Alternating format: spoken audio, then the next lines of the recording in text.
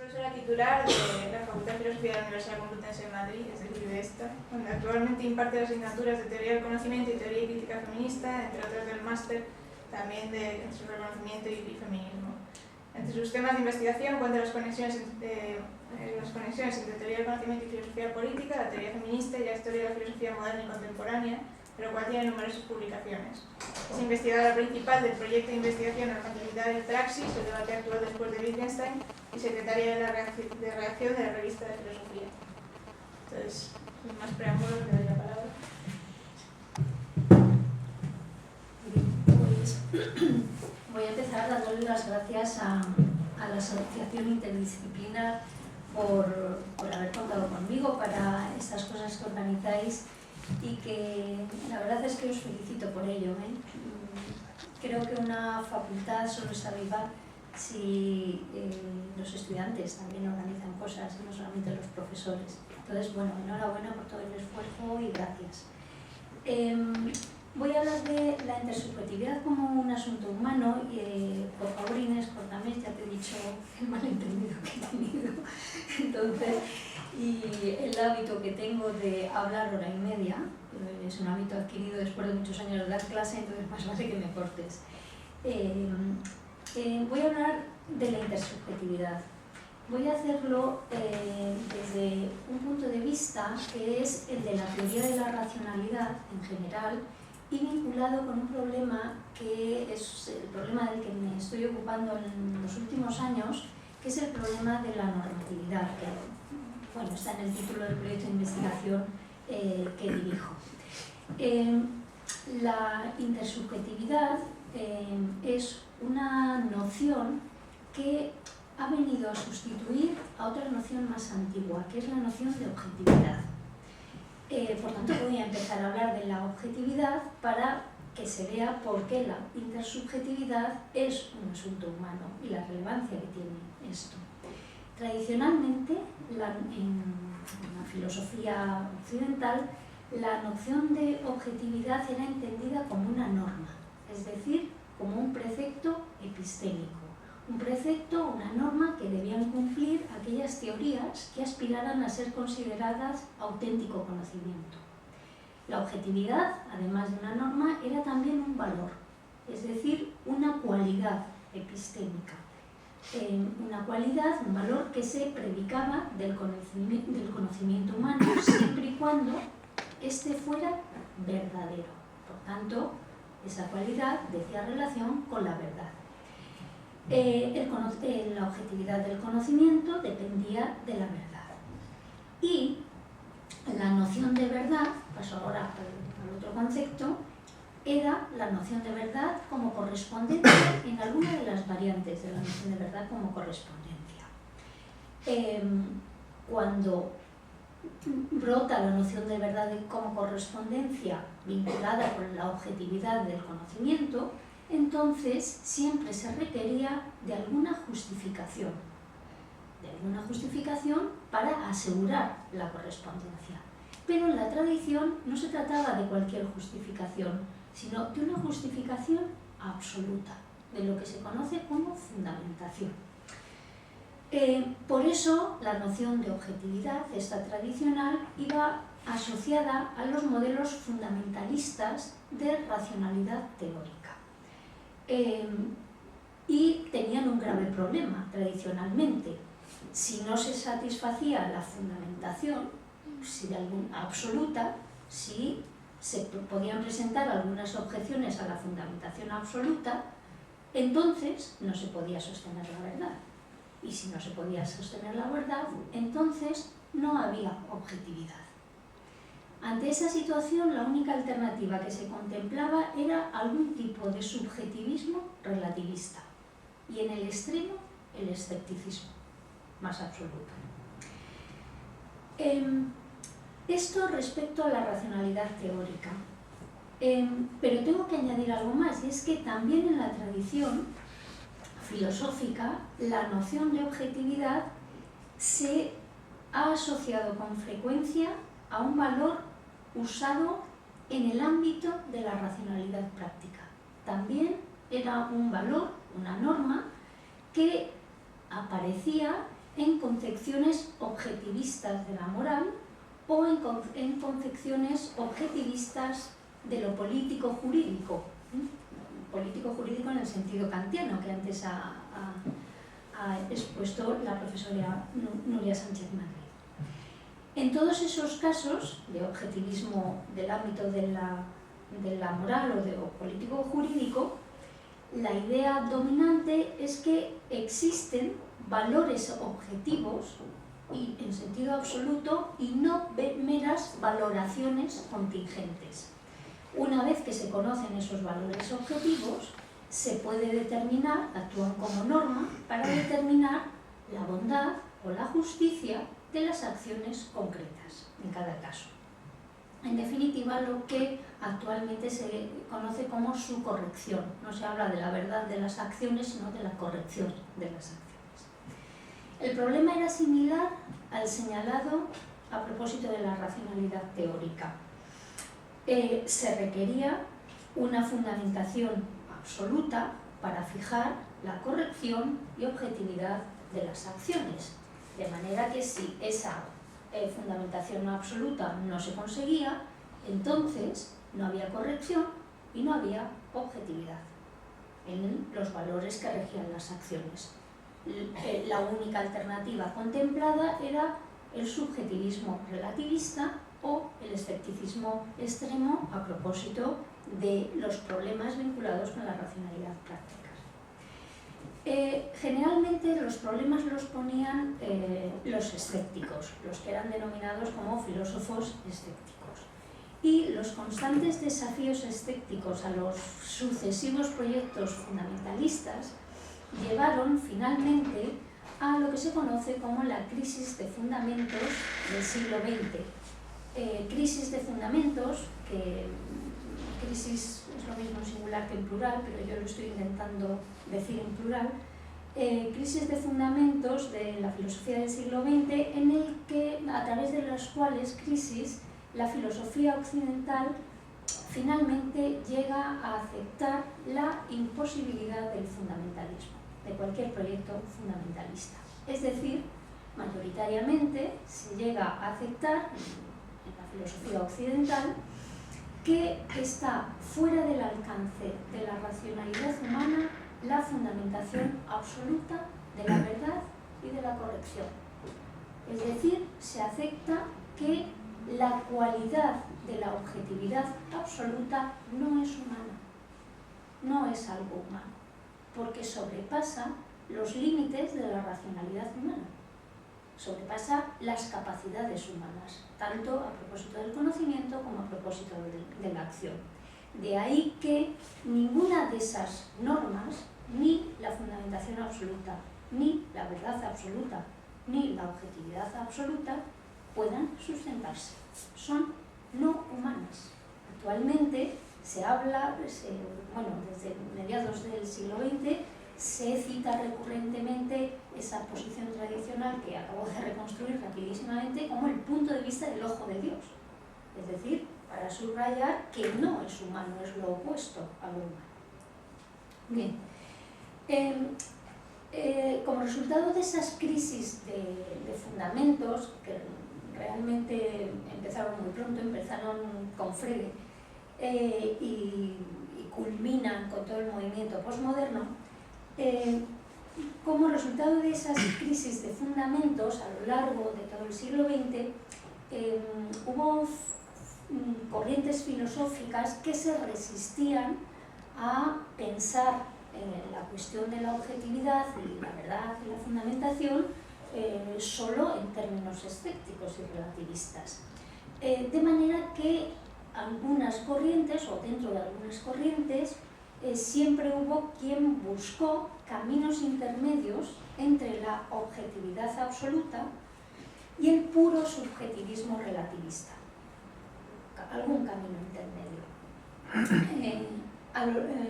Quienes habéis sido alumnos míos sabéis que yo siempre insisto en mis clases en estas vías intermedias. ¿Por qué? Porque en realidad se han dado a lo largo de la historia de la filosofía. Siempre ha habido quien indagaba en las vías intermedias. Hume es un buen ejemplo de ello en el periodo de la modernidad, pero también hay casos anteriores, fundamentalmente en las filas de la Ilustración sofística. En todo caso, tanto los más antiguos como los modernos, esas vías intermedias siempre fueron vistas por sus adversarios fundamentalistas como ejemplos de relativismos escépticos. O lo que es lo mismo, nunca se les reconoció su posición como una alternativa intermedia a las dos en liza, o objetividad absoluta, verdad absoluta, fundamentalismo o escepticismo. No se les reconoció. El reconocimiento de las vías intermedias acontece en el siglo XX. Y hay numerosísimos ejemplos de esos intentos de vías intermedias. Hablando en general, puedo decir que una de las características comunes a las vías intermedias es el falibilismo respecto al conocimiento y respecto a la acción. Es decir, se considera que la racionalidad humana, las capacidades, las habilidades humanas para conocer y para actuar, conllevan intrínsecamente la posibilidad del error y o la duda. Antes, en el modelo anterior, el error o la duda era lo opuesto a la racionalidad, era caer en lo irracional. Ahora se entiende que el error y o la duda, depende de los modelos, forman parte de la racionalidad humana, de las habilidades para conocer y para actuar. Bien. Otra de las características de estas vías intermedias del siglo XX ha sido redefinir la objetividad, entendida en términos absolutos, como intersubjetividad. Subrayar el aspecto intersubjetivo de la objetividad humana. Por eso he empezado diciendo que la intersubjetividad era un término relacionado con la objetividad. ¿Por qué? Porque es una de las acepciones posibles de la objetividad. Cuando no se entiende en términos fundamentalistas, la objetividad se entiende de algún modo como intersubjetividad, es decir, como fruto de la interacción racional entre los seres humanos. Así se entiende la objetividad como intersubjetividad.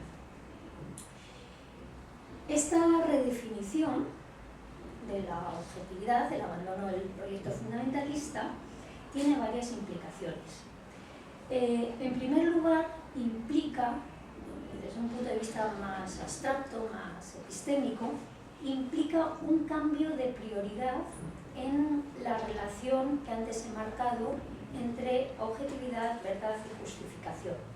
Cuando la objetividad se entiende como intersubjetividad, se relaciona prioritariamente con la justificación y solo después, si acaso, porque no siempre, con alguna noción de verdad.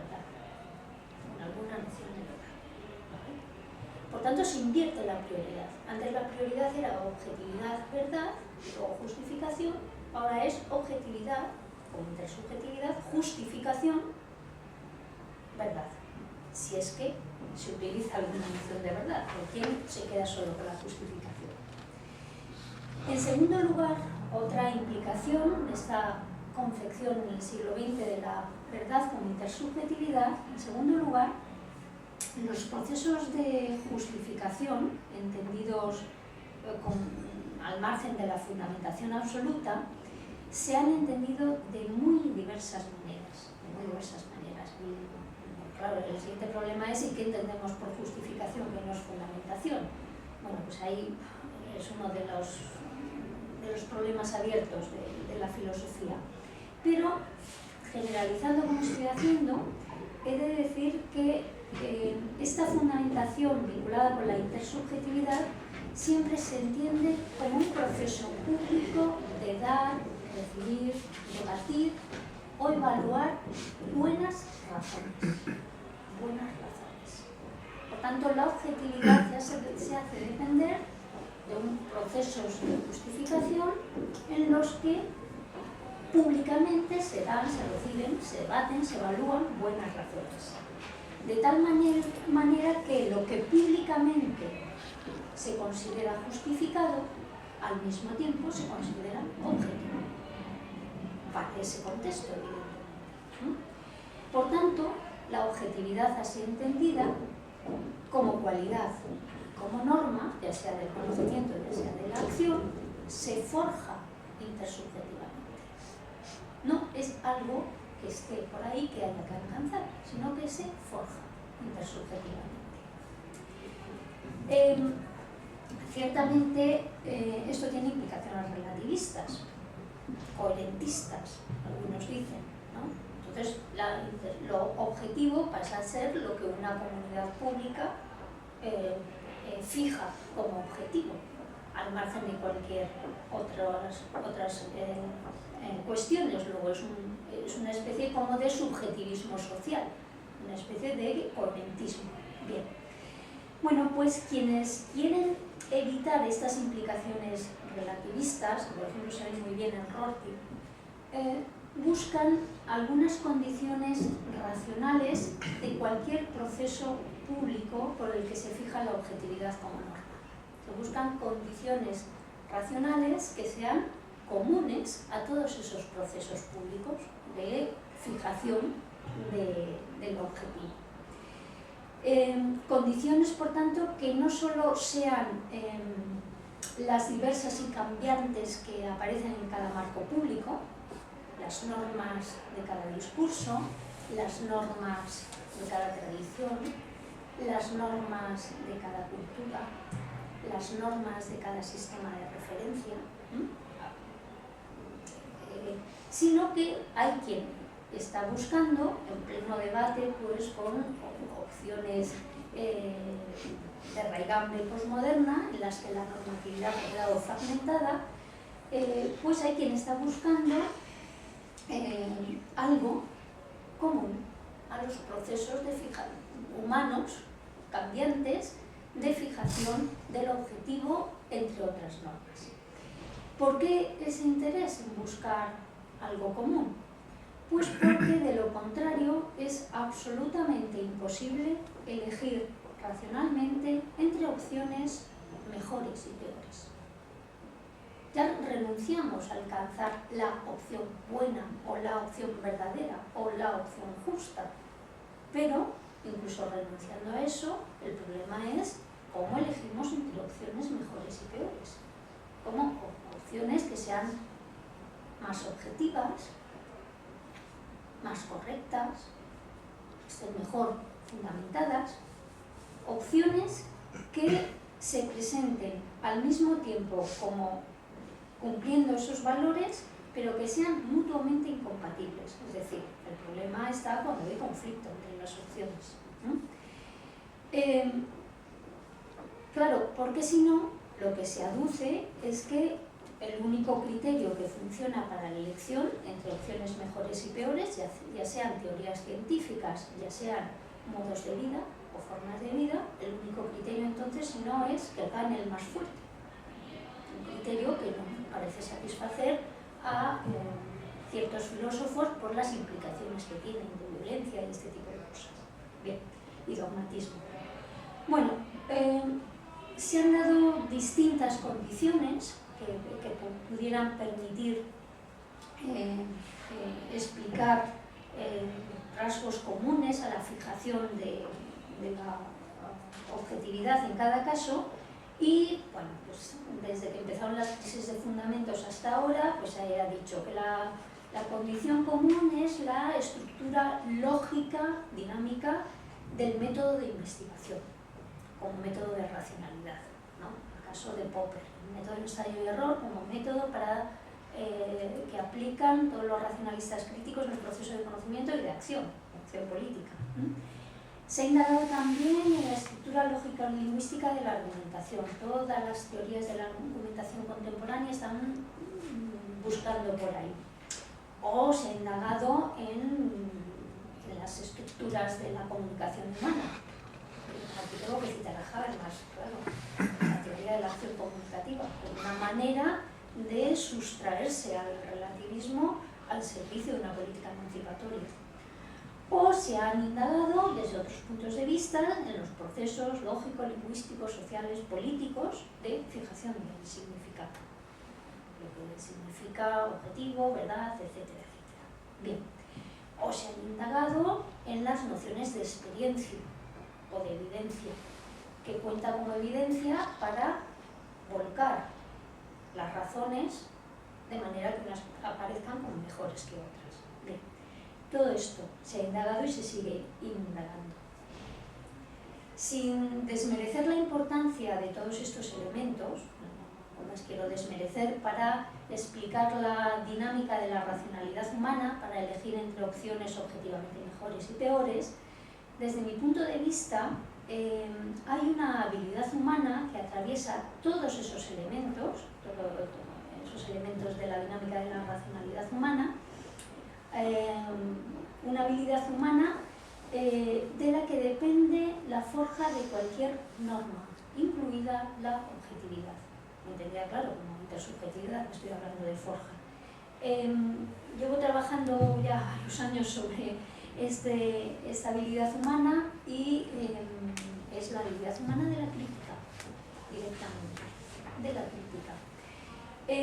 La crítica, claro, entendida desde un punto de vista que no puede ser otra vez el tradicional, porque la noción de crítica tradicional va vinculada con el punto de vista del ojo de Dios, con esa noción de objetividad absoluta y fundamentalista. Bien. La crítica la entiendo más bien, no voy a dar todas las características aquí porque la verdad es que llevo mucho tiempo trabajando y ya digamos que he escrito más de lo que cabe en estos minutos decir aquí, pero simplemente voy a dar algunas pinceladas y voy a resaltar lo que me parece más interesante y a lo que he llegado, a lo que estoy trabajando ahora. Desde mi punto de vista es gracias a la noción de crítica cómo podemos tener una perspectiva dinámica y ideológica de la racionalidad humana, que permita eso, forjar dialógicamente las normas. Ese forjar las normas es un forjar no a partir de la nada, sino a partir de otras normas. Por tanto, es gracias a la crítica como podemos explicar la dinámica dialógica de la racionalidad humana cuando propicia el cambio de creencias, porque las normas son un tipo de creencias, entre otras, porque los contenidos de la racionalidad humana son creencias. Para completar esta tesis, así que estoy diciendo muy rápidamente, diría que la crítica tiene entre sus características una que desde luego nadie, supongo, ya lo dirá el vicedecano, nadie de entre las filas posmodernas aceptaría, y es que es perfectamente posible conectar los sistemas de referencia, es decir, las culturas, las tradiciones, como lo queramos designar, los discursos, es perfectamente posible para los seres humanos establecer esa conexión. Esa conexión se hace gracias a la gramática. ¿Cómo puede hacerlo? ¿Cómo podemos los seres humanos establecer esas conexiones a través de la crítica? Bueno, pues porque la crítica es una práctica que transcurre argumentativamente y que, por tanto, en esas prácticas críticas, en ellas lo que rigen como normas, en general, son los principios de la lógica y, desde luego, los argumentos, los principios de la argumentación. El requisito fundamental de la crítica es un orden en los conceptos, porque cuando hablo de lógica estoy hablando de eso, un orden en los conceptos, un orden en las razones, un orden en los argumentos, en el lenguaje, porque de lo contrario se incluyen un montón de conclusiones en los que efectivamente hay imposibilidad de comunicación. Bien. Pero los argumentos y las estructuras argumentativas por sí mismas no forjan nada. es la vía por la que transcurre la práctica de la crítica. Los argumentos van cargados de razones, van cargados de evidencias, de motivos y de emociones. Esto es lo que puede ser decisivo para considerar como más objetivo, mejor justificado, un determinado sistema de creencias científicas o políticas o éticas o una forma de vida. Esto, lo que se dice cuando argumentamos. Pero además de normas, de razones, de lo que cuenta como evidencia, etcétera, etcétera, para que la actividad crítica forje lo objetivo, establezca la conexión entre las opciones en conflicto y forje lo mejor, lo que se considera más objetivo en cada caso y mejor, para eso hacen falta otras características que en ningún caso es necesario entenderlas en clave a priori. Esto lo digo ya de entrada porque luego voy a decir esas características. No lo entiendo la práctica crítica desde un paradigma kantiano, digamos, del a priori del idealismo trascendental. ¿Por qué? Porque en las prácticas críticas que ejercemos no siempre usamos un patrón a priori para conmensurar y elegir la opción mejor y peor. No necesariamente. La práctica crítica en muchas ocasiones en lo único que consiste es en ponderar, no en juzgar, que es una posición de autoridad que da la norma previa, sino ponderar dentro de un mismo contexto que está en conflicto. Se compara, se evalúa, tomando como patrón lo que hay ahí, lo que ya tenemos ahí. Bien, por tanto, entiendo la práctica crítica como una ponderación. Y es la ponderación lo que puede dar como fruto algo nuevo. El que optar por lo que se considera objetivo. Bien. Ya he dicho puede, no está garantizado. No está garantizado. Pero ahí es donde se habla donde se abre la posibilidad. Bien. Pero claro, para que la ponderación sea posible, me voy a ahorrar todo una larguísima discusión que ha recorrido todo el siglo XX a propósito de si esto implica traducción, la conmensurabilidad. El problema de la traducción entre juegos de lenguaje y el problema de la conmensuración entre juegos de lenguaje. Bien, me ahorro esa discusión, ha estado ahí, pero creo que es una discusión absolutamente refutable con solo recurrir a las ciencias empíricas, como la antropología social y cultural. Sucede que nos entendemos. No perfectamente, sino que en las experiencias de los antropólogos sucede que, incluso en casos extremos, nos entendemos. Por tanto, hay algo, estoy haciendo un argumento trascendental, hay algo que permite el que nos entendamos, a que hasta un antropólogo acabe entendiendo qué debe comer, o si lo que se le pide es que se acueste con la hija o con las prácticas sexuales exógenas o endógenas, con la hija del jefe, o que no, lo acaba entendiendo perfectamente. Por tanto, para que la práctica crítica de la que estoy hablando ahora se pueda entender cómo puede forjar la intersubjetividad, tenemos que pensar que hay una concordancia en los discursos humanos, en los juegos de lenguaje humanos, que hace posible explicar tanto los acuerdos contingentes como los no acuerdos. Ambas cosas. A mi juicio, esa concordancia solamente, bueno, creo que se ha explicado de maravilla por los seguidores de Wittgenstein, los que se llaman neo-wittgensteinianos, o los que se conocen también como seguidores del tercer Wittgenstein, el Wittgenstein leído desde Sobre la certeza.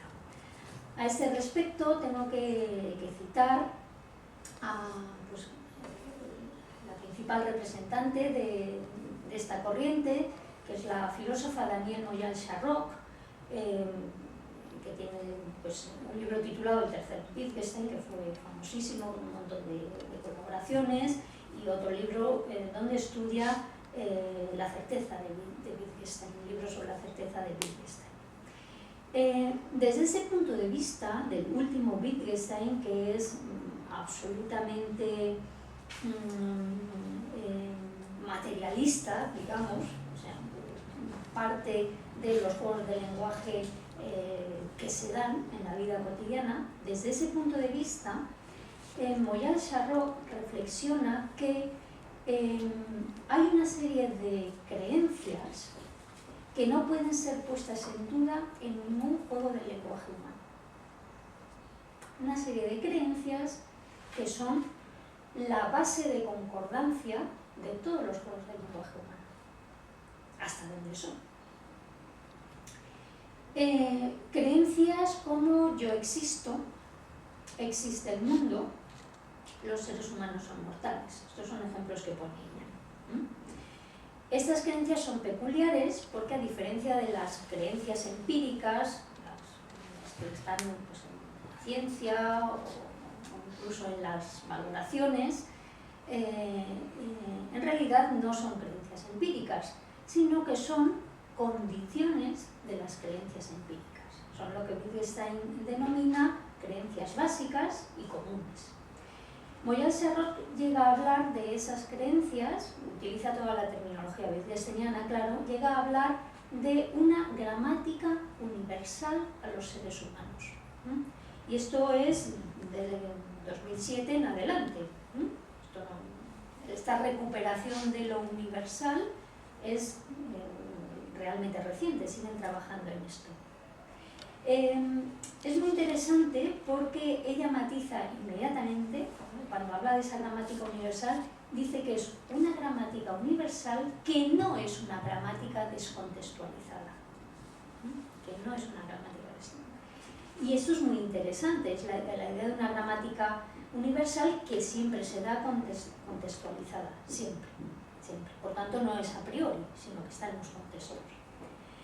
En todo caso, lo que destacaría ahora es que esas creencias peculiares, esas creencias básicas, desde mi punto de vista, son las que cumplen la tarea crítica de forjar las normas en caso de conflicto, las normas de cada sistema de referencia, las normas de cada sistema de referencia que está en conflicto.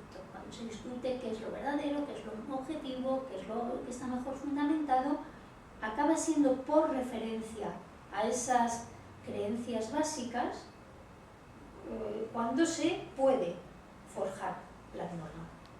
Son, por tanto, desde mi punto de vista, esas creencias son creencias de valor crítico.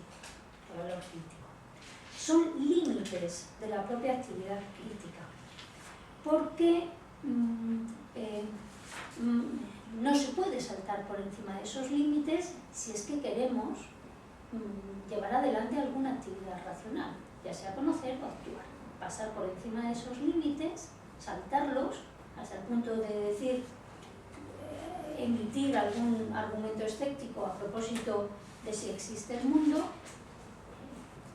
nos impide cualquier actividad racional.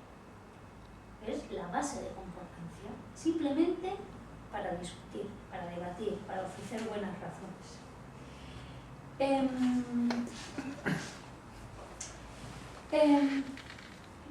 Por tanto, lo que estoy diciendo no es que esas sean normas, esas creencias básicas sean normas. Lo que estoy diciendo es que son los puntos de apoyo para fijar las normas. Eso es lo que estoy diciendo. Porque las normas no están dadas previamente, sino que se forjan. pero se forjan sobre algo que es la base de concordancia de la racionalidad humana. Y eso no es normativo. Simplemente, bueno, Wittgenstein, lo podríamos decir con Wittgenstein, que queda estupendo, no me acuerdo la cita literal, pero es algo así como los datos de la naturaleza humana, es lo dado. Es lo dado. Lo dado, ¿y dónde está dado? Lo dado en los procesos de socialización cuando aprendemos a vivir en nuestras formas de vida. Bien. Estos son ahora 45 minutos que no había pensado. Ya me había equivocado en el tiempo que tenía que hablar, entonces me lo salto directamente. Bien. Claro, todo esto parece que se ve más claramente si lo pensamos en relación con el conocimiento. Si lo pensamos en relación con, a la hora de distinguir entre teorías mejores y peores, ya sea en el caso de las ciencias físico-naturales o en el caso de las ciencias sociales. Bien, una creencia, una base de concordancia ahí es: existe el mundo, los seres humanos son mortales, yo existo, en fin, existen otras mentes, etcétera, etcétera. Bien. Aún así, luego hay dificultades, pero sin eso, sin esas creencias básicas, es imposible decir algo así como que es evidente que si dentro de la Tierra suelto un grave va a caer. Tengo que presuponer que existe la Tierra y cosas por el estilo. Bien, bueno.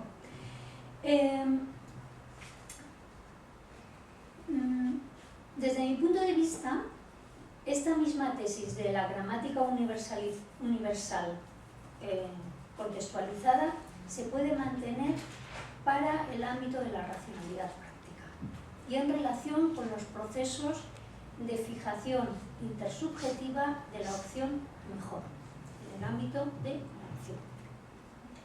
Lo que pasa es que, para entenderla ahí, creo que hay que añadirle algunas otras bases o algunas otras creencias básicas que no están enunciadas por Moyal-Charroc. Tengo que decir que Moyal-Charroc no pretende dar un listado de creencias básicas. ¿Por qué? Porque las creencias básicas brotan, salen a la luz en los procesos discursivos, como los límites, más allá de los cuales no podemos pasar. No tenemos el catálogo ya, sino que cada caso surge. ¿Surge por qué? Porque se acaba refiriendo a eso. Bien, bueno, pues yo añadiría, estaba diciendo que si queremos poder explicar los procesos críticos de fijación intersubjetiva del cambio a un modo de vida mejor, a un sistema de creencias políticas o morales mejor, para eso hacen falta sacar a la luz otras creencias básicas y a mí se me ha ocurrido que serían creencias básicas como esta, que enuncio de esta manera: los seres humanos necesariamente interactúan entre sí, por ejemplo, o los seres humanos en ocasiones padecen sufrimiento indeseado como consecuencia de la interacción social.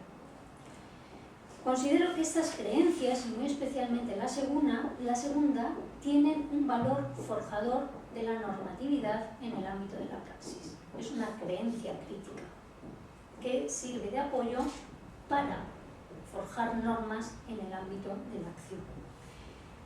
Es una creencia, estas dos, pero sobre todo la segunda, con un fuerte potencial crítico para ponderar, para evaluar sistemas de creencias a propósito de un determinado problema social y político.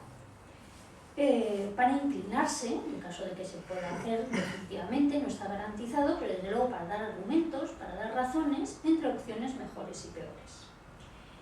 Se puede aducir, de hecho se me ha aducido, llevo años dándole vueltas a este asunto, se puede aducir que el significado de sufrimiento, de padecer sufrimiento, de sufrimiento indeseado varía según el sistema de referencia.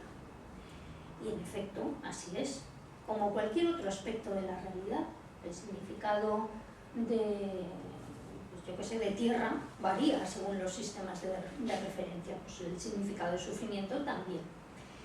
Sin embargo, para entender el valor crítico y forjador de normatividad que le atribuyo, diré, apoyándome en un filósofo vivo que trabaja en valenciano, que trabaja en la Universidad de Girona, Toni de Fet, que, especialista en Wittgenstein, diría que palabras, expresiones como sufrimiento indeseado no son descripciones empíricas, sino de algo suelto, sino que eso forma parte de la conducta expresiva de la realidad de que algo produce sufrimiento. No es un enunciado empírico, sino es una expresión con la que nos topamos, como otros aspectos de la realidad. Por tanto, vale, sí, muy bien, cierro yo. Por tanto, sí, como el resto de acontecimientos del mundo que existe, eso lo doy por supuesto, las conductas expresivas de sufrimiento tienen la cualidad de hacerse notar. Esto lo podemos decir de muchas maneras. El realismo de fondo que estoy sosteniendo, por tanto, no el realismo no absoluto, no el realismo metafísico de la noción de objetividad absoluta, pero el realismo la tesis realista, a propósito de eso, lo podemos denominar de mucha manera. Podemos hablar de sustancia, eso yo lo he llegado a leer, que la expresión de sufrimiento o que existe en la Tierra, pues algo que se deja notar, se puede constatar, se puede hablar de constataciones, se puede decir con un sentido metafórico como Wittgenstein que las cosas hacen bondad, o se pueden usar las llanas expresiones de los popperianos a favor del realismo y decir que te chocas con los acontecimientos reales y con las conductas expresivas, añadiría yo. O con Putnam se puede decir que hay inputs experienciales, una noción de experiencia por ahí, en fin.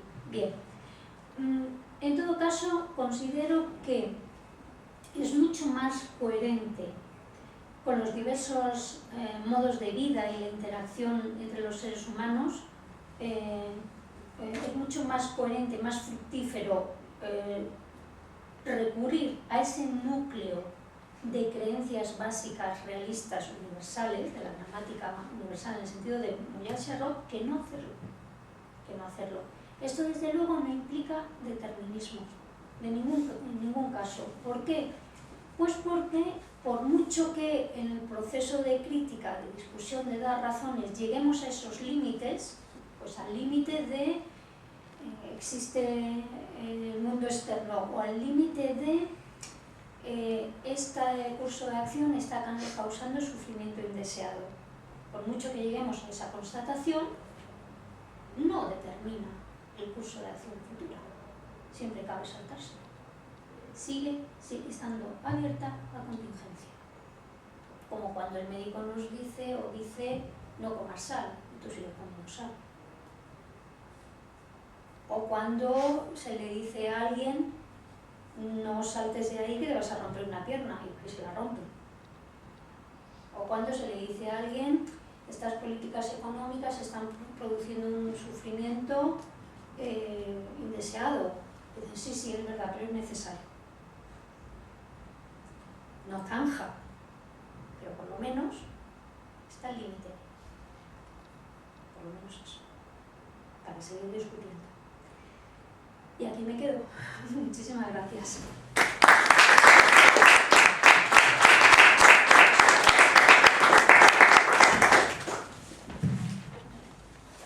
Muchas gracias por la intervención. ¿Alguien tiene alguna pregunta? ¿O quiere iniciar un debate?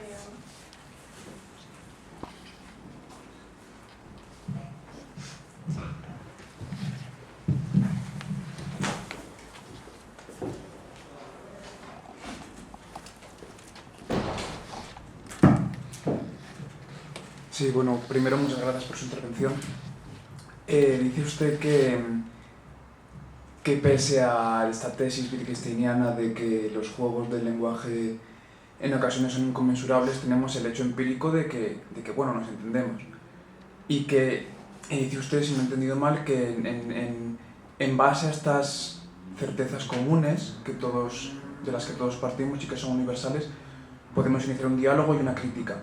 Pero yo no niego que existan estos presupuestos universales, pero eso no implica que independientemente de ellos no pueda haber en cada juego de lenguaje, en diversos juegos de lenguaje, otras certezas particulares de cada uno que lo hagan inconmensurable. Entonces, cuando este caso se da, ¿qué hacemos?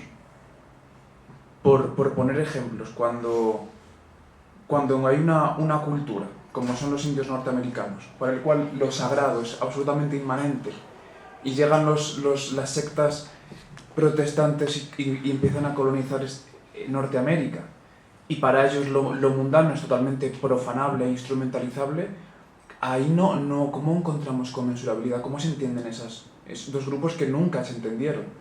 O como el ejemplo no recuerdo el antropólogo que lo estudiaba, pero un antropólogo que estudiaba lo que llamaba la muerte sin llanto, y era una tribu que la mortalidad infantil era tan elevada, unos niveles tan elevados, que las madres se habían adaptado de modo que no sufrían luto, no pasaban ningún luto por sus hijos, no mostraban sufrimiento, a no ser que los hijos ya fueran mayores. Y hasta que no tenían unos 3 o 4 años ni siquiera le ponían nombre. Entonces los bebés morían y, bueno, para la madre ya no suponía un problema. Entonces, claro, un sujeto de una sociedad distinta, quizá más como la nuestra, y en particular una madre se enfrenta a este hecho y se tira de los pelos. Entonces, cuando estamos en esta situación, ¿qué hacemos? Sí, a ver, varias cosillas. El problema es el problema de la inconmensurabilidad, que siempre es un problema. Entonces, primer dato. En Andalucía, hasta no hace mucho, me han contado que a los niños no se les bautizaba durante una semana para ver si eran de vida o no. Entonces, fíjate si se puede entender estos otros casos que tú pones en otras culturas. Lo que Wittgenstein en todo caso diría, esto ya que digo es como una observación de que hasta en casos extremos podemos acabar viendo que algo se entiende. Pero vuelvo atrás. Lo que Wittgenstein dice sobre la certeza es que hay casos extremos en los que los principios entre dos formas de vida son tan opuestos que él dice literalmente ahí solo cabe la conversión como los misioneros. ¿Vale? Bien. Bueno, en fin, yo tengo una cosa escrita publicada en Wittgenstein estudien a propósito de esto. Eso es que no. ¿Por qué? Porque la conversión, como la de los misioneros, es un proceso de dominación, simplemente, de colonización, de supresión del otro, es así. Siempre ha sido así. A no ser que tenga algún modelo ideal platónico que no es coherente con Wittgenstein último. Bien. Desde el punto de vista de esta perspectiva del tercer Wittgenstein, digamos que no se pretende ser fiel a todo Wittgenstein, a diferencia de otras recepciones de Wittgenstein, sino más bien, bueno, pues utilizarlo para entender determinados fenómenos. Y uno de los fenómenos que se pretende entender es que la inconmensurabilidad entre formas de vida, por mucho que no sea total, que de eso tenemos muchas pruebas, sobre todo en antropología, sí puede ser parcial, no queda excluida. También tenemos pruebas de que hay veces que es imposible entenderse. Pero ¿por qué es imposible entenderse? ¿Es imposible entenderse por una cuestión de estructura racional? ¿O es imposible entenderse porque hay una serie de intereses circunstanciales que impiden la intelección? Yo me inclino por el segundo caso. porque hay condiciones, no he hablado de ellas, claro, histórico-materiales, de la actividad crítica, y esas condiciones interfieren en los procesos de conmensuración, los intereses ideológicos de distintos sistemas de dominación. A este respecto es muy interesante, frente a los procesos de colonización religiosa que tú has mencionado, es muy interesante el debate en la Escuela de Salamanca a propósito de la colonización en el Nuevo Mundo de la corona española. Es muy interesante. Cómo se llega a aducir que, bueno, también son seres humanos los indios de las colonias. Es verdad que llevan a cabo algunas prácticas bárbaras, como sacar el corazón a seres vivos por razones rituales, pero lo ponen en comparación con otras prácticas de la religión cristiana. Entonces, bueno, utilizan analogías para entenderlo. Eso se ha dado. Luego, es tan posible el no entendimiento, la opción por la inconmensurabilidad absoluta, como la conmensurabilidad parcial. Es posible. Y desde mi punto de vista, cuando no se quiere entender es porque lo que interfiere no es una incapacidad racional, sino intereses particulares ideológicos. Claro, pero sea por la razón por la que sea, cuando se da ese caso, ¿qué hacemos? ¿No sería bueno elegir la conversión e intentar convertir a esta gente a nuestro juego de lenguaje? Depende de lo que se entienda por conversión. Si por conversión se entiende retórica, la retórica es una manera de argumentar, forma parte de la teoría de la argumentación. Si por conversión se entiende la de los misioneros que llegan a tierra conquistada con un ejército detrás, pues entonces ahí es la ley del más fuerte. Y eso no es un proceso racional, porque no se dan razones. El argumento ahí que se utiliza es el que se conoce como argumento ad baculum, que es el argumento del garrotazo. Se conoce así, en teoría de la argumentación. Entonces, bueno, claro, es que lo que hay que tener presente es algo que ya dijo Mosterin en su libro sobre racionalidad, que los seres humanos podemos ser racionales e irracionales. Entonces, la inconmensurabilidad es un ejemplo de irracionalidad, de no seguir las capacidades humanas. ¿Por qué? Por intereses, generalmente. Y no puede haber casos en los que cada juego de lenguaje, por ponerme muy wittgensteiniano, cada juego de lenguaje tenga certezas que para cada uno son perfectamente racionales y los hagan prácticamente inconmensurables. De modo que es que ya no se puede dar razones, porque las razones que uno da se basan en fundamentos que el otro no admite. Quiero decir, cuando digo conversión con todas las connotaciones negativas que tiene, porque es que a lo mejor ya no se puede, es que no, es estructuralmente imposible razonar con ese adversario. Es imposible argumentar porque el argumento no le vale a él. Claro, y viceversa. Claro, pero esto supone entender los juegos de lenguaje, pues si estamos en el ámbito pues eso, de las culturas, que es en el que estamos hablando, los juegos de lenguaje como culturas, que es como lo han entendido los antropólogos wittgensteinianos, ¿vale? Entonces, supone entender los juegos de lenguaje en tanto que culturas como mónadas leibnizianas, como un todo cerrado en sí mismo. Ninguna cultura humana de las descritas por los antropólogos son así. Es la noción de cultura idealista de los multiculturalistas, pero eso no es la de los antropólogos, la de la antropología social y cultural. La de la antropología, esto lo explica muy bien Sheila Benjamin no me acuerdo el título del libro, en un libro que explico en la asignatura de máster, que ahora no me acuerdo cómo se titula, porque estoy con ¿La? Reivindicaciones de la cultura. Sí, las reivindicaciones de la cultura. Ella lo borda ahí. ¿Pero qué noción de cultura es esa? Las culturas humanas nunca son mónadas leibnizianas cerradas. Esto de mónada es mío. Ella dice nunca son universos cerrados en sí mismos, sino que son prácticas. Y en toda la historia natural, antropológica de los seres humanos, lo que encontramos son misturas y críticas en las que normalmente no se critica critica todo a la vez, salvo por interés, sino que se critican determinadas prácticas que tienen que ver con algunas de las creencias básicas, pero no necesariamente con todas. No necesariamente. Y bueno, ejemplos de esto en la literatura que escriben desde antiguas colonias, pues hay un montón. Desde el punto de vista del colonizado, pues evaluando también críticamente su propia cultura. ¿Y de qué se vale para eso? Pues de otras prácticas culturales. Yo encima, como soy feminista, pues tengo un montón de ejemplos de eso también. El rechazo a determinadas prácticas culturales que llevan a cabo mujeres indígenas de algunos lugares. ¿Por qué? Porque ven cómo viven otras. Evidentemente. Vosotros sabéis lo del proyecto este del AVE en la Meca, ¿no? Este que ha ganado una empresa española.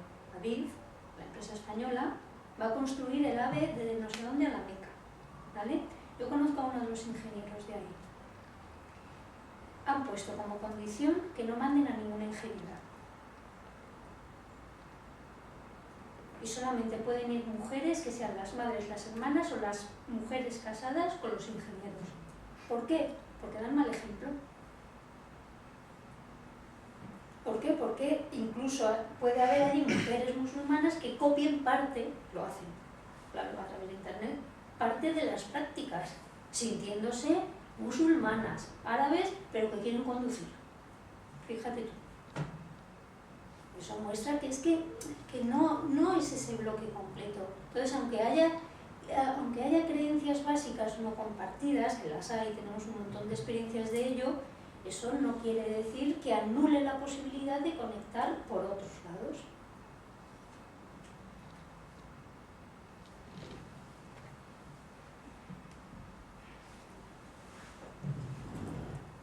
¿Tiene alguna otra intervención?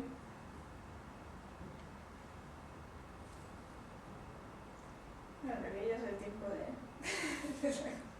de la comida, entonces...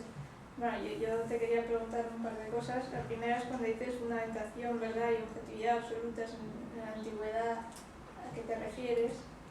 Y luego los autores que a partir del siglo XX han desarrollado esta tarea de la crítica, ¿quiénes serían? Fundamentación, verdad... O sea, modelos fundamentalistas en la antigüedad, Platón es por antonomasia. Platón y todos los platónicos.